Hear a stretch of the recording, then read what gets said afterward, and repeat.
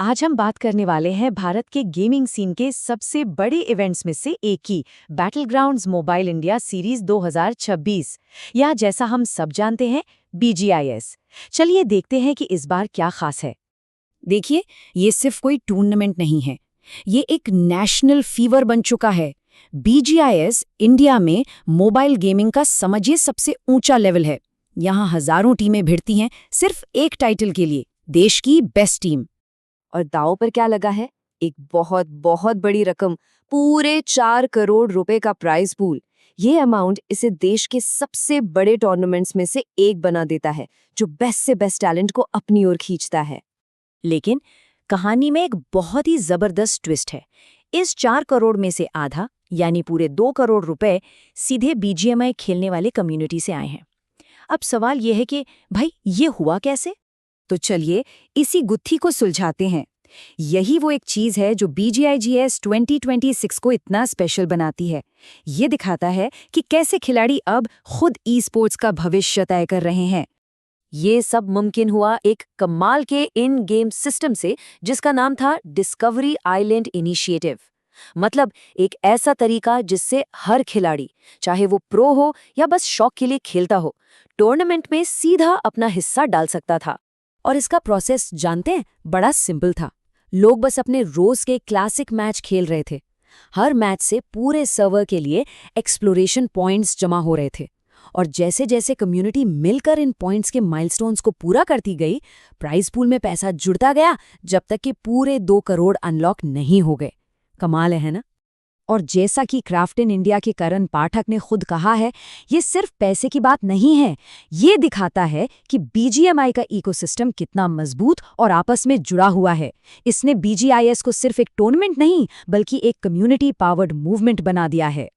तो इस बड़े प्राइज के लिए लड़ कौन रहा है? चलिए अब उस मुश्किल सफर पर एक नजर डालते हैं जो टीमों को ग्रैंड फाइनल्स तक पहुंचने के लिए तय करना पड़ा।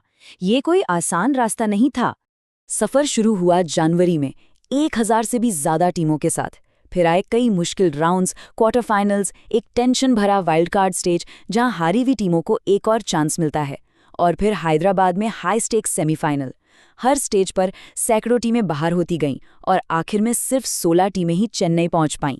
लेकिन इस लेवल पर सिर्फ अच्छा गेम प्ले काफी नहीं होता। जो प्रो प्लेयर्स होते हैं उनमें ऐसा क्या अलग होता है? चलिए उनकी स्ट्रैटेजी की दुनिया में थोड़ा अंदर चलते हैं।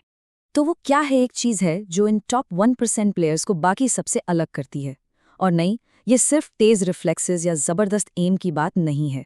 मामला उससे कहीं ज्यादा गहरा है। इसका जवाब है स्पेशलाइजेशन। एक प्रो टीम में हर प्लेयर का एक फिक्स रोल होता है। एंकर ऊंची जगह से कवर देता है, फ्रैगर क्लोज रेंज फाइट्स लेता है, यूटिलिटी प्लेयर स्मोक और स्टन जैसी चीजों का मास्टर होता है, और स्काउट दुश्मन की जानकारी लाता है। सब मिलकर एक परफेक्ट मशीन की तरह काम करते हैं। एक सबसे जरूरी स्ट्रैटेजी है एलिवेशन कंट्रोल। मतलब सीधी सी बात है, जिस टीम के पास हाई ग्राउंड है उसे देखने और शूट करने के लिए बेहतर एंगल मिलते हैं, और ये एक फाइट का नतीजा पूरी तरह से बदल सकता है। ये गेम का एक बेसिक नियम है। तो फिर टीमें इस हाई ग्राउंड एडवांटेज को तोड़ती कैसे हैं? वो एलिवेशन कट जैसी एडवांस्ड टैक्टिक्स का इस्तेमाल करती हैं। इसमें पहले स्मोक से दुश्मन का विजन ब्लॉक किया जाता है, फिर स्टन गन से उन्हें मूव करने से रोका जाता है, इमरजेंसी कवर से अपनी पोजीशन बनाई जाती है, और फिर एक साथ हमला करके उन्हें खत्म कर दिया जाता है। ये सब सेकंड्स में होता है। प्रो टीम्स यूटिलिटी के इस्तेमाल में जीनियस होती हैं। वो सिर्फ ग्रेनेड्स नहीं फेंकती, वो एक के बाद एक चीजों का सीक्वेंस बनाती हैं। पहले स्टन गन, फिर कवर फ्लेयर्स, और उसके बाद लगातार स्मोक करते रहना ताकि दुश्मन को कुछ दिखाई ही ना दे। ये सब बैटल ग्राउंड को कंट्रोल करने के लिए किया जाता है। और ये सारी तैयारी, ये सारी स्ट्रैटेजी हमें ले आती है ग्रैंड फिनाले में। महीनों की मेहनत के बाद चेन्नई ट्रेड सेंटर में फाइनल शोडाउन के लिए स्टेज तैयार है। ऑनलाइन से ऑफलाइन यानी लैन इवेंट में खेलना एक बिल्कुल अलग बॉल गेम है। यहाँ 0 डिले होता है, मतलब कम्युनिकेशन एकदम इंस्टेंट होना चाहिए। और साथ में हजारों फैंस के सामने स्टेज पर खेलने का प्रेशर, ये सिर्फ स्किल का नहीं बल्कि मेंटल टफनेस का भी टेस्ट है। और चेन्नई में हो रहे इस इवेंट में एक और मजेदार एंगल है, regional pride.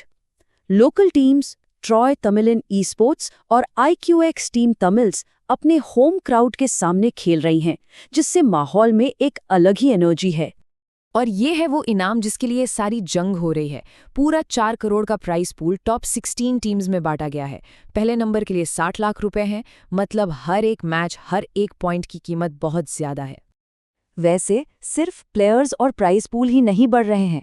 Krafton India e sports के यूट्यूब चैनल ने भी 2 मिलियन सब्सक्राइबर्स का आंकड़ा पार कर लिया है।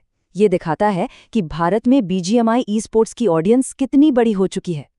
तो बॉटम लाइन ये है, BGIS 2026 ने एक नया ट्रेंड सेट किया है। जब खिलाड़ी खुद प्राइज मनी में योगदान देते हैं तो उनका टूर्नामेंट से रिश्ता ही बदल जाता है। और ये हमें एक बड़े सवाल पर लाकर छोड़ देता है।